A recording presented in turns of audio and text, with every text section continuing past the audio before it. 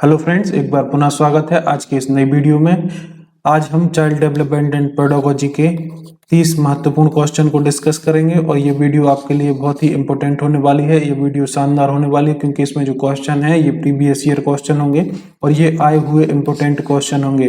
तो फ्रेंड्स, इस वीडियो को अंत तक जरूर देखिएगा। इन वीडियो को देखने के बाद आपको परीक्षा का पैटर्न और क्वेश्चन की डिफिकल्टी लेवल समझने में मदद मिलेगी। किस तरीके से हम क्वेश्चन को एग्जाम में अटेम्प्ट करें जिससे हम अधिक से अधिक अच्छा स्कोर कर सकें।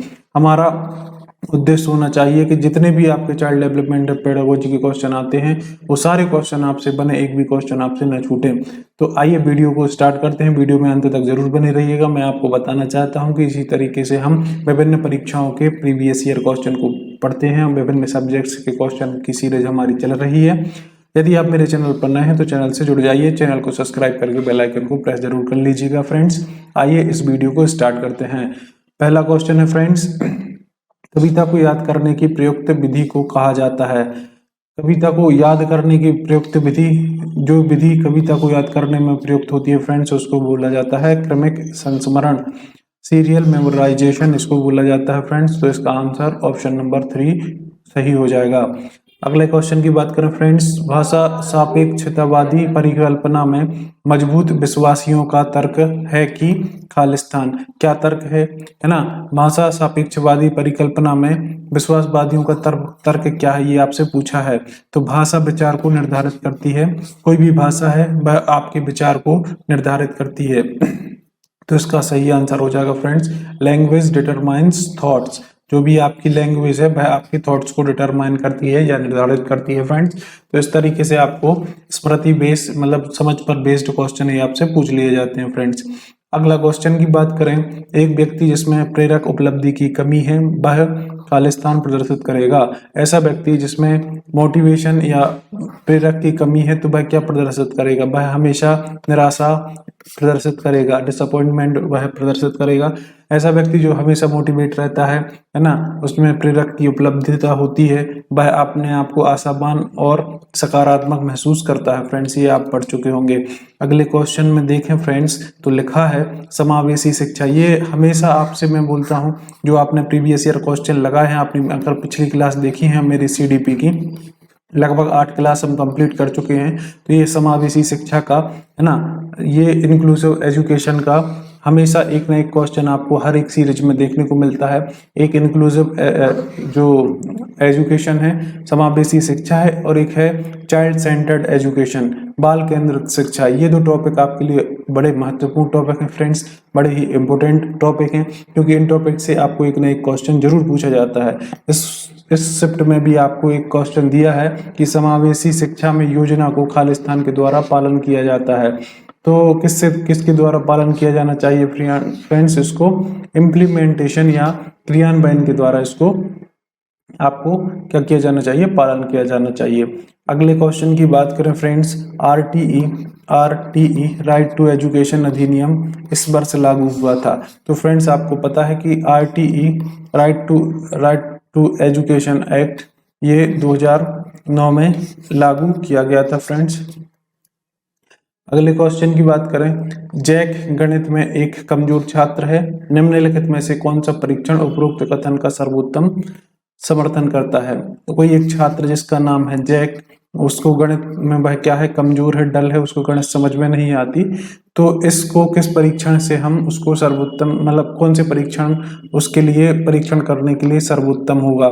तो उपलब्धि परीक्षण या अचीवमेंट टेस्ट उसके लिए सर्वोत्तम परीक्षण बोल सकते हैं फ्रेंड्स। तो इसका सही आंसर हो जाएगा ऑप्शन नंबर C।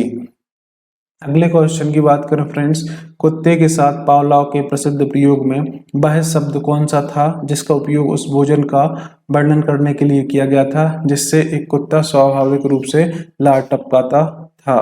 तो स्वाभाविक उद्दीपक या अनकंडीशनल स्टिमुलस। आपको पता है पावलाव की थ्योरी, पावलाव क्या करते हैं, अपने कुत्ते पर एक प्रयोग करते हैं, उसको एक उसमें बांध देते हैं और उसके ऑपरेशन करके उसके जीभ में कोई एक ऐसे पाइप टाइप से लगा देते हैं, है ना, जिससे उसके सामने भोजन दिया जाता है और घंटी बजाई जाती है। तो क्या होता है कि कुत्ते के मुंह से लार आती है भोजन को देख करके, है ना। तो पहले जो अभिक्रिया थी वह थी स्वाभाविक स्टिमुलस, क्योंकि भोजन को देख करके लाभ आना वो स्वाभाविक क्रिया है। लेकिन कुछ समय बाद ऐसा हुआ कि अगर घंटी बजाने के बाद फिर भोजन दिया जाता था, ऐसे यही क्रम बार बार चलता रहा। फिर बाद में क्या हुआ कि घंटी बजाई और उसके बाद भोजन नहीं दिया गया, तो ऐसा देखा गया कि उसके बाद भी उसके मुंह से लार निकलने लगी, तो यह एक अनुबंधित उद्दीपक हो गया था, है ना। तो इस तरीके से पावला का अनुबंधन का सिद्धांत हम पढ़ते हैं, शास्त्रीय अनुबंधन का सिद्धांत, उसमें ये सारी चीजें वर्णित हैं। फ्रेंड्स, अगर आप चाहते हैं तो मैं वो सारी जो कॉन्सेप्ट हैं, जैसे पावला का अधिनियम है, कोहलबर्ग का जो भी है सिद्धांत है, या फिर स्किनर का सिद्धांत है, तो आप कमेंट बॉक्स में लिख सकते हैं, तो मैं उसकी अलग से वीडियो आपको लिए बना के डाल सकता हूँ फ्रेंड्स, है ना। तो इसका सही आंसर हो जाएगा अनकंडीशनल रिस्पॉन्स, इसका सॉरी अनकंडीशनल उद्दीपक, ऑप्शन नंबर सी इसका सही आंसर हो जाएगा। अगले क्वेश्चन की बात करें फ्रेंड्स, कैटल ने अपने व्यक्तित्व के सिद्धांत में स्रोत लक्षण के कितने युग्म दिखाए हैं? तो कैटल ने 16 इसमें युग्म दिखाए हैं। लक्षण के कितने युग्म दिखाए हैं फ्रेंड्स?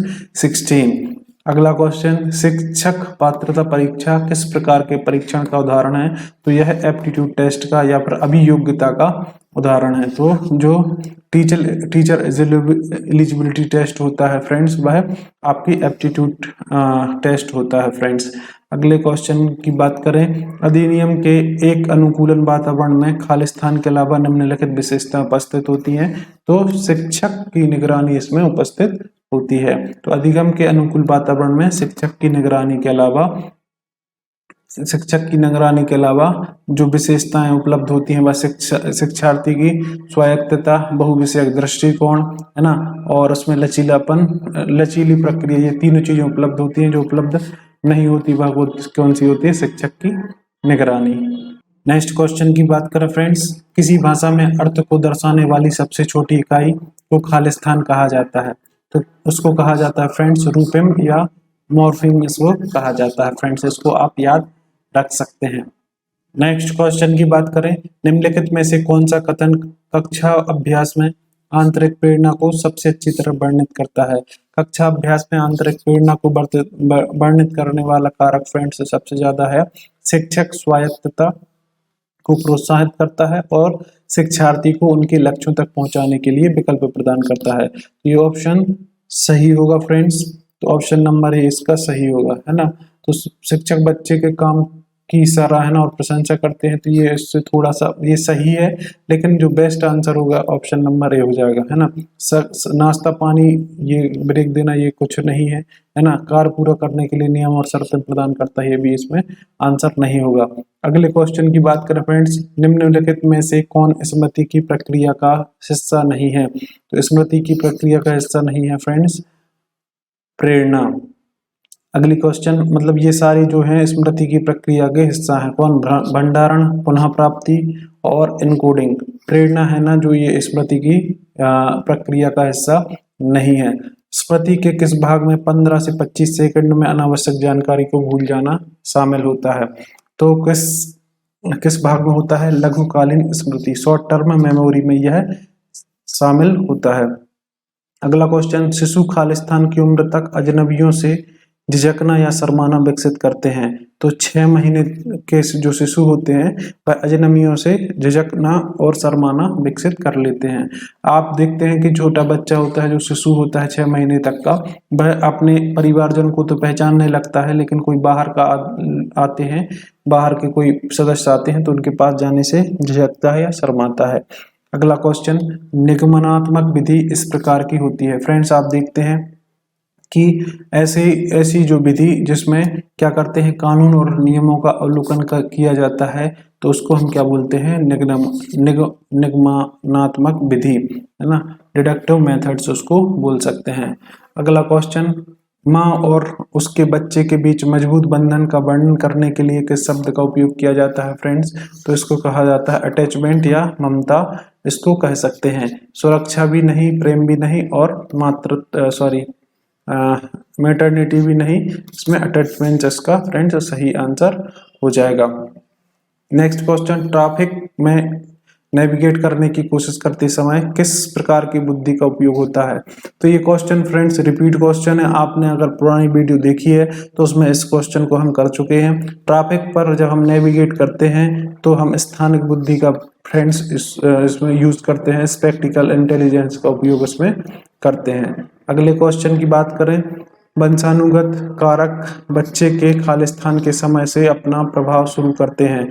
तो फ्रेंड्स ये क्वेश्चन भी हमने कल की भी वीडियो में इसको देखा था, ये भी क्वेश्चन रिपीट हुआ है। गर्भ धारण के समय से ही वंशानुगत जो गुण होते हैं, जो प्रभाव होते हैं, वह बच्चों में देखने को मिलने लगते हैं।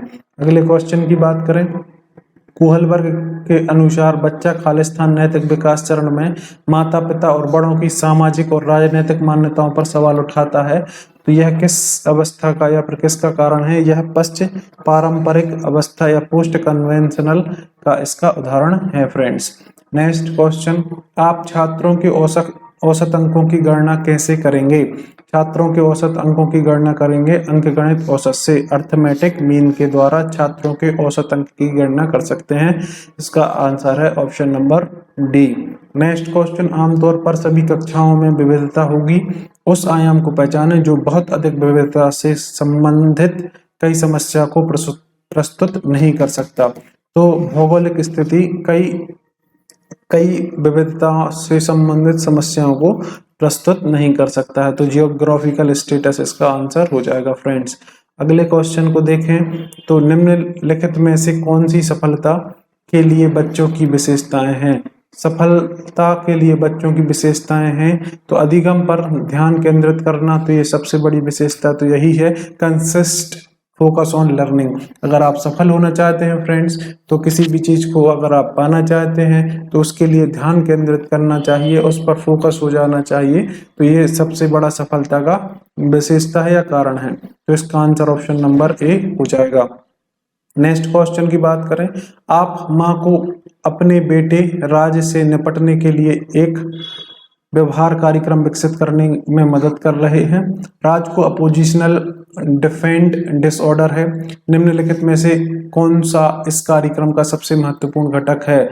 तो सकारात्मक दृष्टिकोण, पॉजिटिव रीइंफोर्समेंट जो इसका है सबसे महत्वपूर्ण घटक हो जाएगा। नेक्स्ट क्वेश्चन की बात करें, सतत और व्यापक मूल्यांकन के लिए निम्नलिखित में से क्या मात्रात्मक पूर्वापेक्षा का हिस्सा नहीं है? तो क्या नहीं है? करिकुलम या पाठ्यक्रम इसका हिस्सा नहीं है। रचनावाद यह मानता है कि सभी ज्ञान निम्न है। क्या मानता है? शिक्षार्थी के पूर्ववर्ती ज्ञान से निर्मित जो है रचनावाद मानता है। तो इसका सही आंसर हो जाएगा ऑप्शन नंबर, ये हो जाएगा friends option number A. Next question friends, बच्चे के सामाजिक विकास को प्रभावित कर सकता है अस्थमा, पुरानी बीमारी, एलर्जी या खाने की आदत। तो जो आपकी क्रोनिक इलनेस है या पुरानी बीमारी है, बच्चे के सामाजिक विकास को प्रभावित कर सकती है। संज्ञानात्मक रचनावाद के अनुसार अधिगम निम्न का एक परिणाम होता है। तो आपको पियाजे के संज्ञानात्मक सिद्धांत के अनुसार आप देखते हैं, रचनावाद के अनुसार आप देखते हैं कि जो अधिगम है वह संरचनाओं का संयोजन और आवास का परिणाम होता है। नेक्स्ट क्वेश्चन, कौन सा मूल्यांकन पूर्व निर्धारित मानकों के एक निश्चित सेट के विरुद्ध छात्र के प्रदर्शन को मापता है? तो मानदंड संदर्भित आकलन है ना, मानदंड संदर्भित आकलन इसको आंकता है फ्रेंड्स, मापता है।